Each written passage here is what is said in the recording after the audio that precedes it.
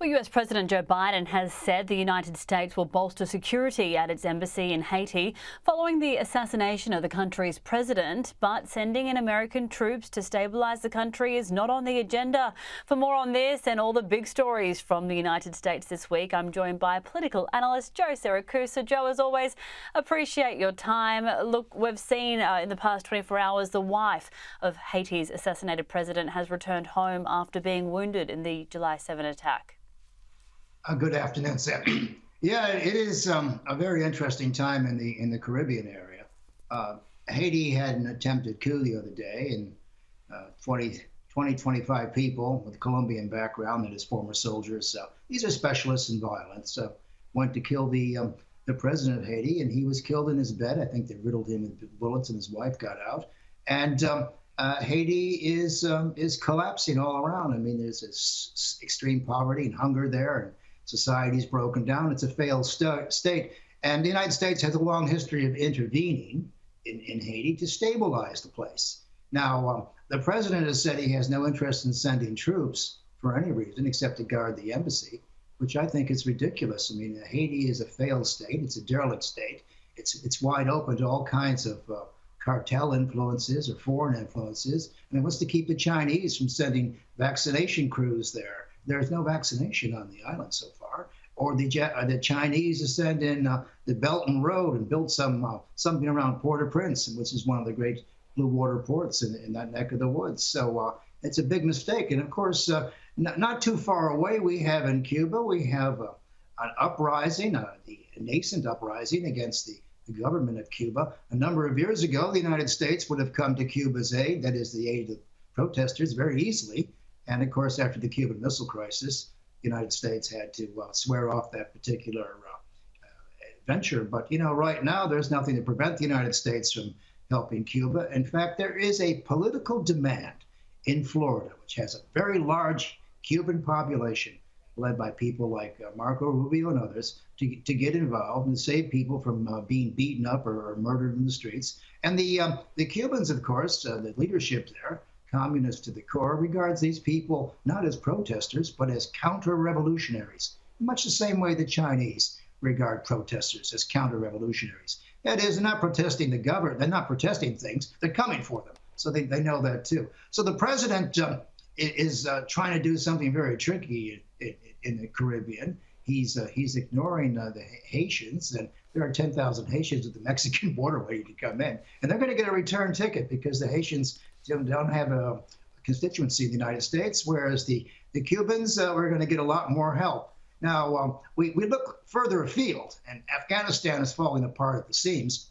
And I mean, we all live in a dangerous and uncertain world, but in Afghanistan, it becomes very dangerous and very uncertain. Tens of thousands of people have had to leave their home.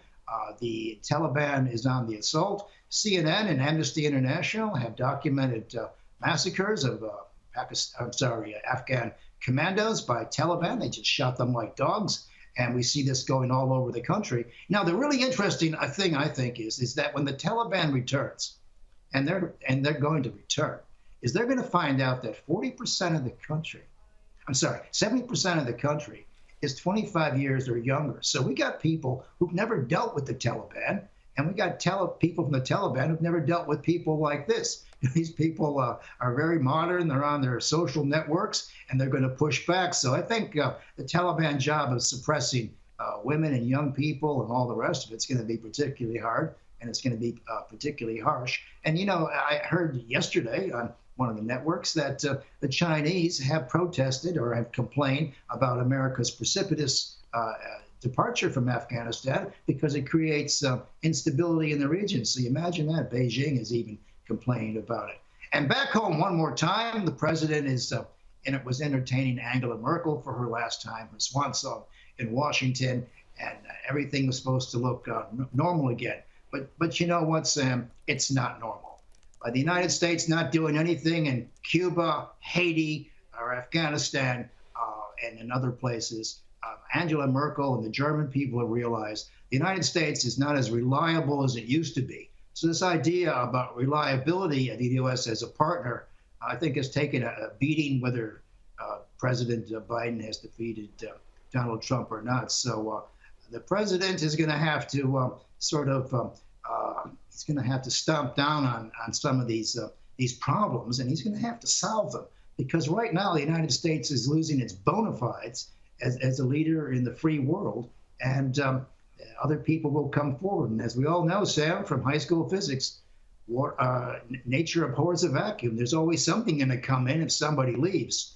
But the president is going to do a little more in his own neighborhood, and he's going to have to do a little more apology overseas for what's happening in Afghanistan. Because if I were watching Afghanistan, tens of thousands of people are going to be killed in the future, as 10,000 or 40,000 have already been killed right now, civilians. You're going to have to explain to somebody what the hell you were doing. It's pretty devastating, Joe. Look, before we came to you, there was a story on air about the coronavirus cases rising again in the United States. How do you think Joe Biden's handling the vaccine rollout? Well, he has no control over it. Sam, I'm a big student of the Spanish flu. I wanted to know how 50 to 100 million people died with all the evidence they had about masks and isolation and quarantining.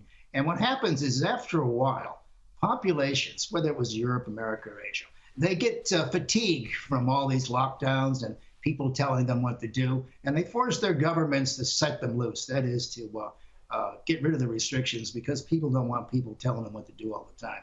And so when they do this, they went into the second and third wave of the Spanish flu, as indeed we will do with this. And I know there are all kinds of dark prophecies about what's going to happen now when the Delta variant comes through, or even a third one that comes through. There are going to be millions more people killed, and there's probably no guarantee we can do anything about it. And as we look to America, think about what's happening in Indonesia. You got 300 million people who are going down like flies because there's no protection against this. You can't force people to wear these masks and the rest of it. And the more you do, the angrier they get. So it is riding the tiger, and you're telling people what to do with coronavirus. I saw Biden had a few celebrities at the White House this week to promote being vaccinated. Joe Siracusa, as always, appreciate your time. I know you're in lockdown in Melbourne, so stay safe at the moment. Stay sane. Thank you very much.